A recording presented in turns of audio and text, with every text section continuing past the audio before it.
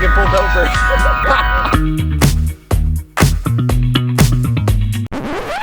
Sup nerds, cue cinematic drone footage, cue dramatic background music. And lastly, certainly not least, cue insecure college Dale.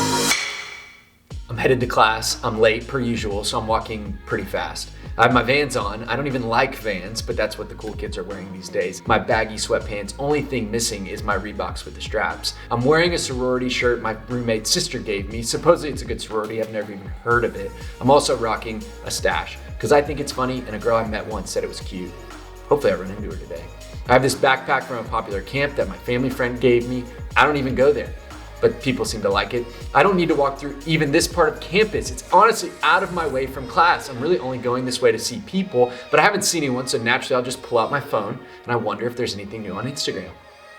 Nope, no new stories since the last time I checked 2 minutes ago. Back to my Vans. I wear these and really everything that I do because I've noticed that a certain group of people get more attention than other groups of people. And this group of people is very interesting. They're like magnets. They're like electric. They are fun. So now, just as I used to compete and perform in high school to find significance, I've now started to compete in trying to be the most fun. So I wear certain things, do certain things, even say certain things, all for the sake of being fun, but all the while I just realized I just act fun. I don't really know what fun is. So today we will answer a must-ask question: how to have fun. So I went looking for fun. I started to ask all sorts of people as I ran into them, what do you do for fun? Some people didn't have a very good answer. It was kind of sad how confused they were by such a simple question. But others had a huge spectrum of answers. It was absolutely amazing. Anywhere between reading and raging, anywhere between putt-putt and painting, all sorts of things along the way that people do for fun. Let's check it out.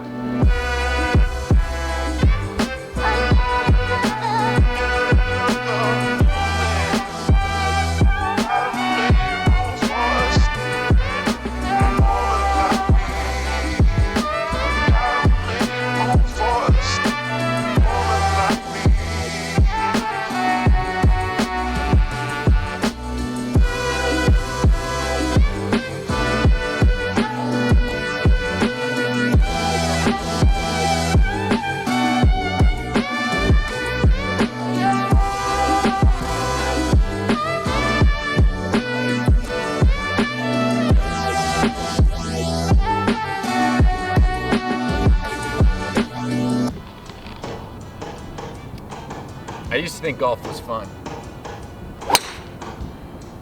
till it wasn't.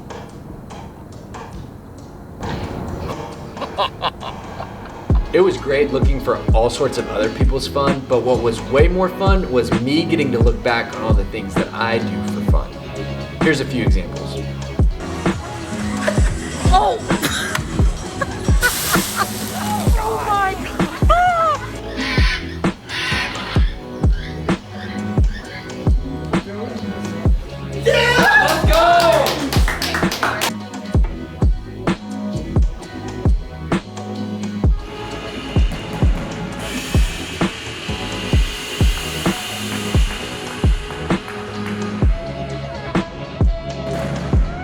But as I went looking for fun, I found there was a few problems to figuring out the answer to the question how to have fun. First, what I noticed is what other people did for fun wasn't necessarily what I did for fun. For example, painting. I have great respect for the arts, don't get me wrong, but at the same time, I have zero artistic abilities, and therefore, I don't have much fun when I paint, but other people do. Don't even get me started on running. There is nothing fun about this right now. The people that like running, those people irk me. Goodness gracious. Here's the reason, I think running's good. I don't think running's fun. So what do I do with that? The second thing I noticed about fun is that fun changed over time. Like for me, fun changed with certain seasons. For example, I used to hammock back in the day. I, in fact, keep my hammock in the back of my truck all the time. But for probably more than 6 years, I haven't gotten my hammock out. Why? Because I don't think it's fun anymore like it used to be. The third thing, and really the last thing, is that I noticed that what my mom does for fun is absolutely lame. No, but seriously, like, maybe that's not the best example. Really, my friends from college that have kids, they don't have fun, they have kids. Like, that's all they have. They don't even have time for fun. Why? Because they have responsibility. They have all these different things. So there was this problem as I was trying to answer the question, how to have fun, that wasn't adding up. Which makes me think answering the question, how to have fun, actually isn't that important. What I think we're really looking for, the deeper question that we are all looking for, is how to find life. But before we jump there, I want you to just acknowledge that so many of us are looking for life and fun. So many of us are hoping and looking forward to the night as we go about our days. So many of us are looking forward to the weekend as we go about our weeks. So my question for you is, do you look for life and fun? And if you do, has it been really satisfying? Has it lasted, or do you need to wait for the next weekend that you just can't wait to get to? You see, I think what this points us to is a very simple phrase, which is life isn't all about fun. And I say that very cautiously and even graciously, knowing that we just saw that isn't bad news, because fun is a moving target. Life doesn't have to be all about fun. Why? Because fun is relative. You might not like putt-putt. You might not like reading. You might not like painting. You might not like hiking. You might not like insert whatever. But that's okay. Life isn't all about fun. So I believe life isn't all about fun. I believe life is found in following Jesus. Jesus even says of himself that he came so that we might have life and life abundantly. So I believe as I follow Jesus, as I seek to learn about him and what he's done for me and who he was, as I become like him, that is where fullness of life is found. But my story is that I was looking for life in fun. And everything that I was told was fun. I was looking for it in drugs, sex, alcohol, partying, you name it.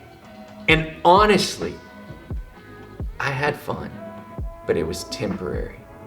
And it had consequences. You see, fun that has consequences most of the time isn't honoring to God. And you might not care that it's not honoring to God, but what I want you to know is that I would wake up with regret. I'd wake up with shame. I'd wake up with a hangover. I'd wake up with drama. I'd wake up and try to cover up the consequences with something like Plan B. I had all these different things that I thought were fun, but they had so much consequence. And it hurt so many other people as well. And so you may call it fun, and even in the moment I thought it was fun, but it wasn't where life was found. That's what I learned.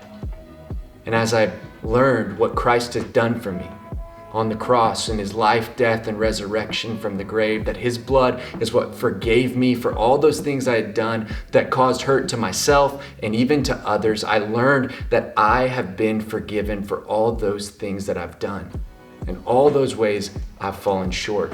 You see, and since then, as I get to look back on what I was doing and all the things that it was causing me, what I saw was that pregame and partying was leaving me with all these consequences.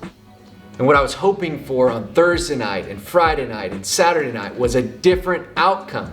But what it kept leaving me with were these consequences that God thankfully had forgiven me of. And even more so, what I learned is that those things I was using and participating in, things like alcohol and sex, those things were made by God as gifts to be used within his design. You see, sex was made for marriage, and alcohol was made to be used legally, without drunkenness, without addiction, and without causing someone else to stumble. It's very simple. Those are great things that God has given us to be used within his design. So what I found was life was found in following Jesus. And there's a better way to have fun as we follow him. But part of the problem that I must admit is that the people I knew that were following Jesus didn't look that fun. Honestly, they didn't have very many better alternatives on Thursday, Friday, and Saturday night for me, which breaks my heart now as I know that we are made in God's image. And that might not mean much to you, but here's why it's so meaningful to me. Because as image bearers of Christ, that means we are meant to create. Why? Because Christ himself was a part of creating the world. And as we become like Christ, what we do is we're creative, we're creators. And what we can do is we can create fun in any sort of way that can honor him, as long as it doesn't have consequences according to his design. Christians should be the most fun people on the planet. Why? Because they should be the most creative people on the planet. Why? Because we claim to follow the God who created everything. Therefore, we should have the best alternatives for Thursday, Friday, and Saturday night. Why? Because we are image bearers of the Creator and the King. And so some people here must realize life isn't meant to be found in fun. But there's others here that know life isn't found in fun.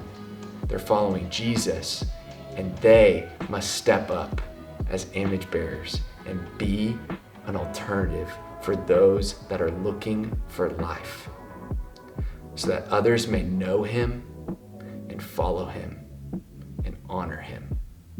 And so in summary, how do we have fun? We follow Jesus, and we have all the fun in the world that honors him and glorifies him on the way.